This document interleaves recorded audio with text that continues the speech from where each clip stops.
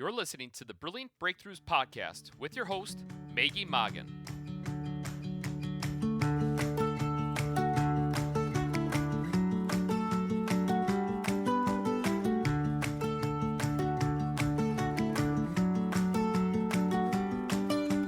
Hi, small business owners. Welcome to the Brilliant Breakthroughs Podcast, where we focus on creating brilliant breakthroughs for the small business owner. FYI, this is also the name of the #1 Amazon best-selling book for small business and entrepreneurship.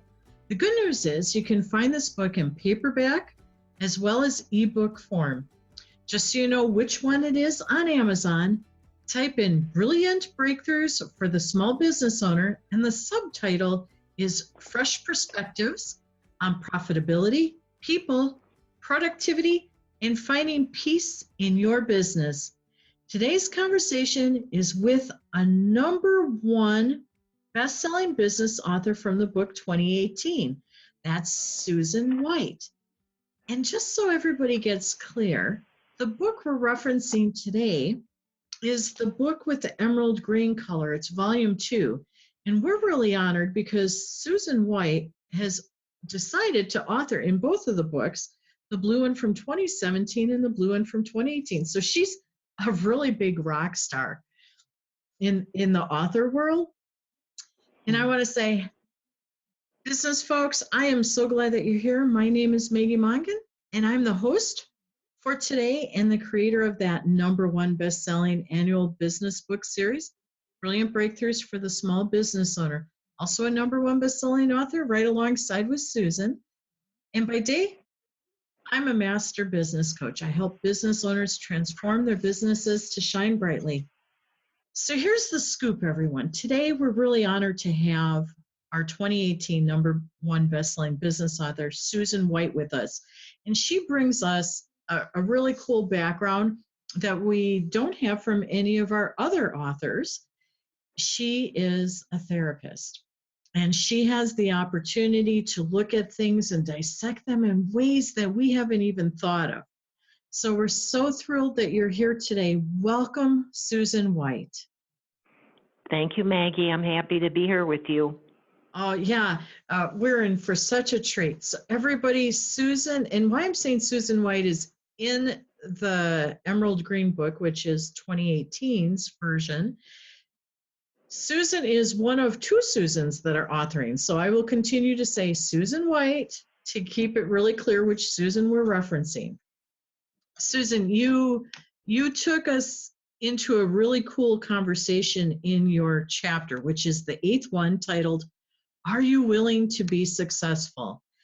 And you delivered a fabulous chapter because your conversation, it was like designed to be a conversation with the reader about their willingness and how it intertwines with success. And you did it in a really cool way because you interviewed several small business owners and talked to them about it. So it became really relevant to us as readers.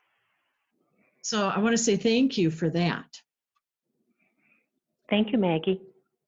And now I want to say, okay, you wrote this crystal clear message about the willingness of being successful. But I bet you have more that you'd like to share with us today, don't you?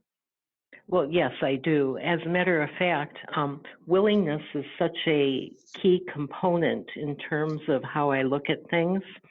When I communicate with my husband, we often ask each other, are you willing to stop and pick up a gallon of milk, as opposed to please do that, or do that for me, or we're out of milk, or whatever. So that's how focused we are about being willing at our home. And I'm going to reveal my psychology geek today because I am reading the most fabulous book. It's just fascinating to me. It's called The Act of Will, W-I-L-L, exactly what we're talking about. And it's written by an MD, an Italian MD by the name of Roberto Assagioli. And that's a mouthful, isn't it? It sure is. The Act of Will? The Act of Will by Roberto Assagioli, Assagioli, for those of you who would like to check it out. Thank you. Roberto Assagioli is the father of something called psychosynthesis. And psychosynthesis is about parts, variable parts of who we are. For example, the dynamic of being able to be thoughtful and thoughtless. The dynamic of being able to be dedicated and lackadaisical.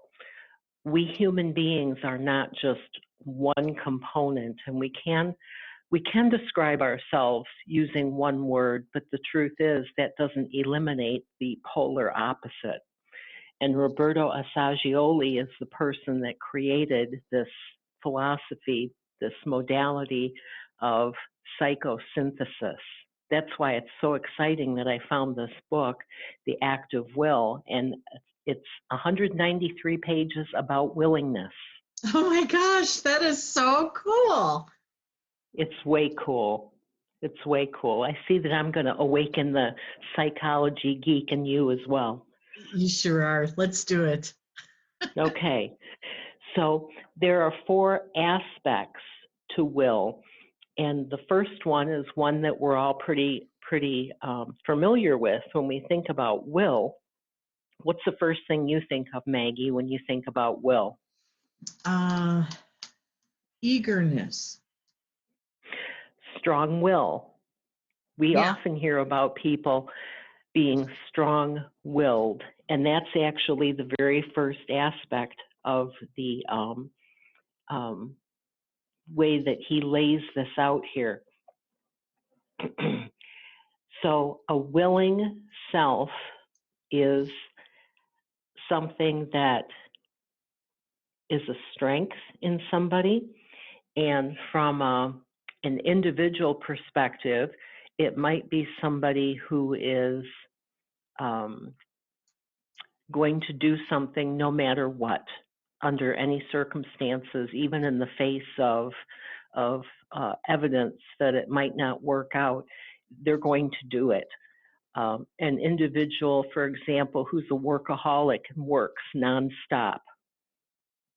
That's an example of strong will.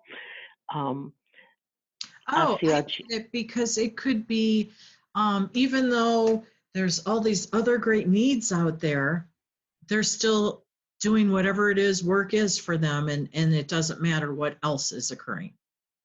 Exactly. Strong will. From a leadership standpoint, it could be an autocratic leader, somebody that just leads and says, this is the way, it's the only way, and I won't hear of anything else. Okay.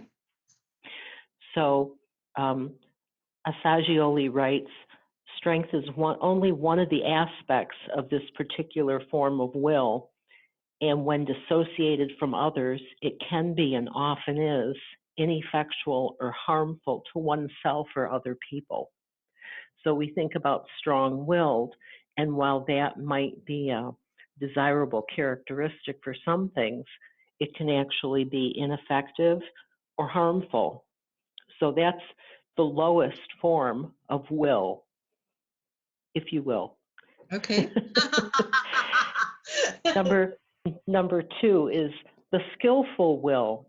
And the skillful will is actually taking the path most traveled. For example, in business, it might be somebody who is going into business and enters into a franchise situation.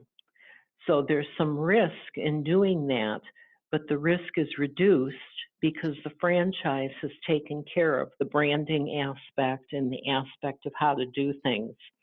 One can take advantage of an already existing kind of means that has been put in place before. And it's the skillful piece that has been determined already, and it's been laid out, so it reduces the risk of failure, and it produces a specific action or a condition that a person is aiming for. So that's Okay. number two, the skillful will. Isn't this fascinating that this person, Assagioli, has just taken and laid out will according to these 4 aspects? Oh, I can't wait to hear what the other 2 are, and then I'm going to have questions and comments galore, you know.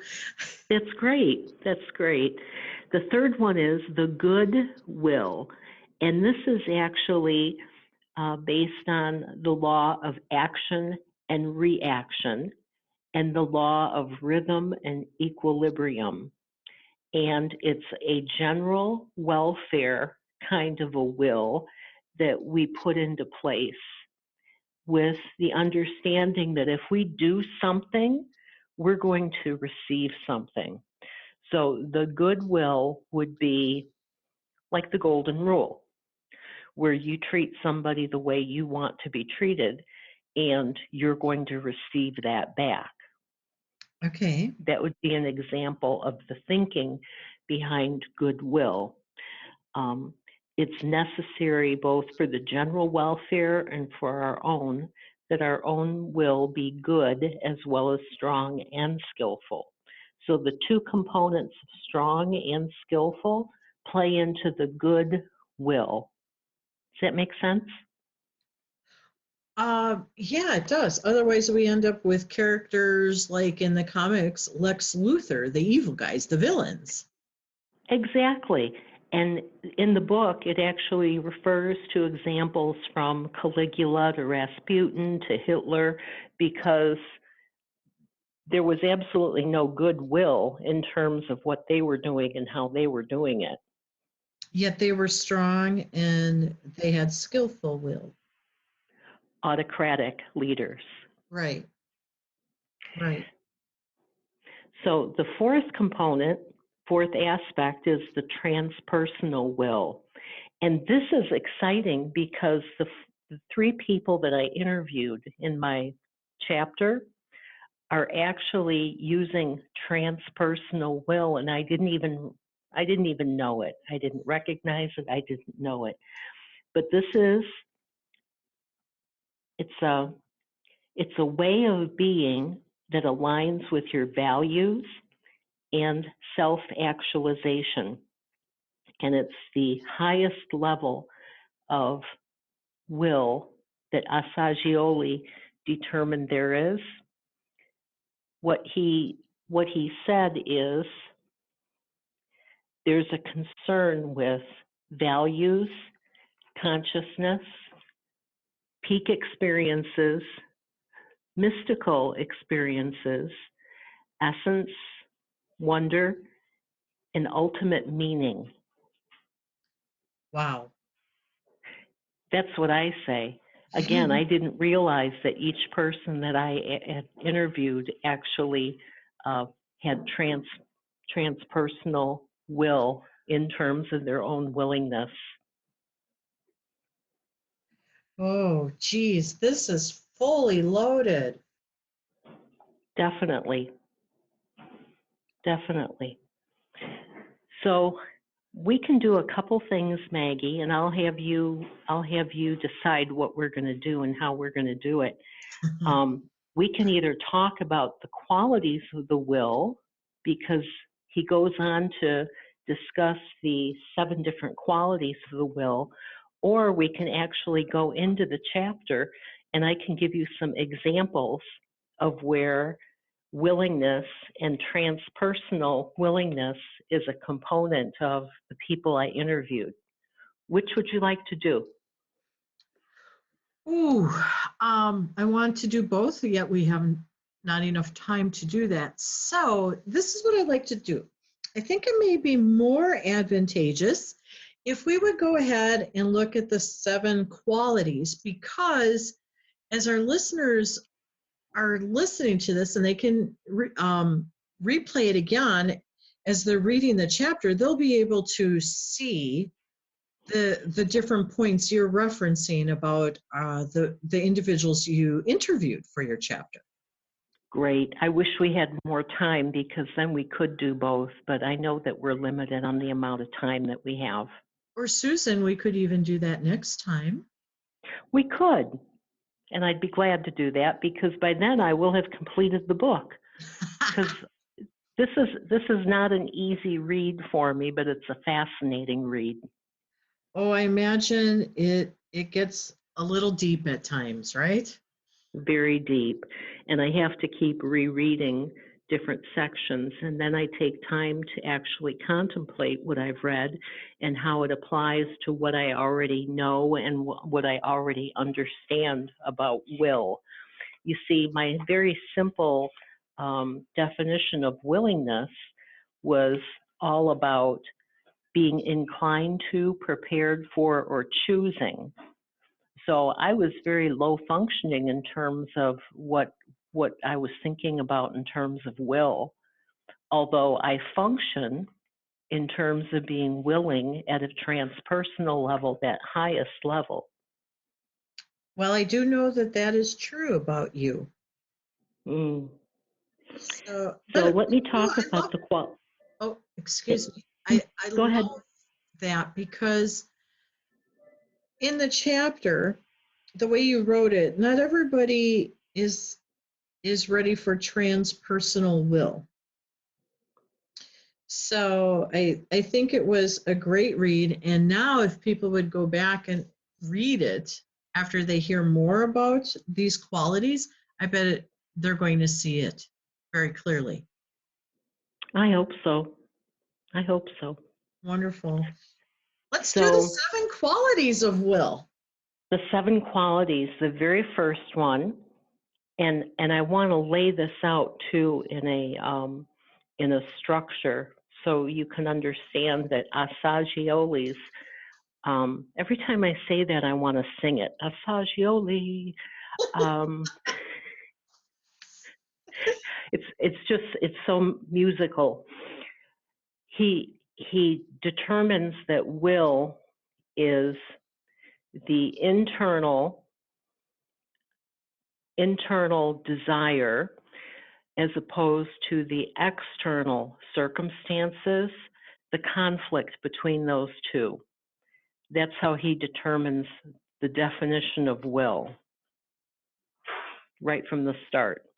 So that's a whole other podcast on its own, isn't it? Oh yes, I agree with that. Inspiration versus motivation. Yeah. Exactly. Mm-hmm. Motivation is actually one of the components here. So 1 is energy. Willingness has energy that's a dynamic power and is very intense. That's the very first one. Okay, I'm with you on that one.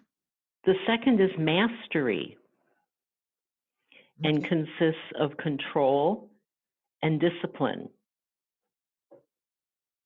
Okay. 3, concentration, which is one-pointedness, attention, and solo focused. Number 4 is determination, decisiveness, resoluteness, and promptness. Number 5 is persistence and consists of endurance and patience and motivation. I'm sorry. Number 5. Is persistence, Thank you. which consists of endurance, patience, and motivation. Okay. And number 6 is initiative, taking the initiative, which requires courage and daring. Okay. For some reason, I think of Stacy Cott when I think about this. Her face just kind of lights up right next to it, taking initiative. That'll be And great. Everyone will love reading that now. number 7 is organization, integration, and synthesis. And while I've actually read these off right from the book, there's a correlation that I see here based on what I learned in Basic Management 101, planning, organizing, directing, staffing, and controlling. I see a correlation between those. So the application of willingness and its components to business is huge. Oh, I am 100% with you. And I find it very fascinating that you went there to Management 101 because as you were saying this, I was thinking of many blog posts I've created over the years touching on these different points, but I immediately went to Management 101 as well. It makes sense for business people to do that because of the way that willingness is laid out in terms of the qualities that willingness requires. And if you're not willing to excel, you might as well get a job. Correct. And this is not about being an order in which willingness takes place. This is not about it being you're in this position of concentration or a position of persistence. They work together. There's a balance achieved between all these different components of willingness. So I'm trying to think of a good analogy. The only thing I can think of very quickly is that they're different parts of the same dance. Exactly, which is perfect because remember what Roberto Assagioli is known for, psychosynthesis, coming up with this psychological concept that we human beings are designed to have various aspects of ourselves and that they all work in harmony together, even though they may be polar opposites. Oh, right. So that would make sense that he's come up with these qualities of the will, and they're mutually exclusive, but they're not intended to work in an isolated state. They're intended to work together. Oh, well, I see that very clearly. And perhaps it's more so not in the 7 qualities themselves, but in the descriptors. Yes. I can see that there is a dance to that. Yes, most definitely. A beautiful dance. Well, sure. An elegant dance. Right. Because you can be decisive all day long, but what are you doing with that decisiveness or what prompted it? And chances are it's either one of the 7 qualities or the descriptors. Correct. This is a cool book. I'm gonna have to get another book now. Darn it! Once I'm done reading it, I'll be glad to lend it to you. Oh, thank you. This is neat because I agree with this list from my experience of working with entrepreneurs and small business owners for the last 15 plus years that every one of these 7 qualities is required from us on a consistent basis. And that's the hard part is we got to show up in a state of excellence. We do. That's why willingness is so important. And now when I think about willingness, I can even identify where I am in terms of willingness. Am I being my strong-willed self and just doing what I think should be done in a vacuum? Or am I being more of a goodwill person, that which really benefits everybody and hopefully will have a beneficial outcome. Oh my gosh. Okay, you just cracked open a wide nut. And I think we know what we'll be talking about over the next few podcasts we have going on, because this is important for us to understand why we feel like we have to wear so many hats. Definitely, and we do have to wear a lot of hats because we are all encompassing in terms of running our businesses and managing our businesses and being our businesses on behalf of them. Yes. Yes. Oh, bravo. Thank you for bringing this body of wisdom forward with our listeners today. It was always my intention to focus on the willingness aspect of, are you willing to be successful, as opposed to the component of success, because anyone can talk about success, but the willingness aspect is huge, and nobody talks about that. Well, I'm sitting here just astonished, because you are exactly correct. And that's why I love that you addressed willingness in the book, because everybody wants to define success, but nobody's talking about what we're willing to do to achieve whatever success means to us. And Exactly. And you introduce that, and now you bring a whole nother layer to this and give us some framework to go ahead and understand how we are showing up, or how we may not be showing up, and why we may be frustrated with some of the results or lack of that we are experiencing. Exactly. Ooh, okay, I want to talk more about this, but I guess we don't get to, and I'm sure our listeners are going to have questions for you. So I sure hope so. Okay, so I'm sorry, I need to wrap us up, Susan. I understand. Okay, but listeners, I want you to listen, because there's a way that you can communicate with Susan and ask her questions. So listeners, right now you can learn more and engage with our #1 best-selling business author, Susan White.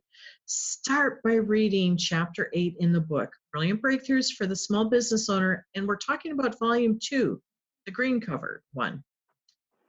And Susan has an invitation at the bottom of her author's page, which is at the end of the chapter.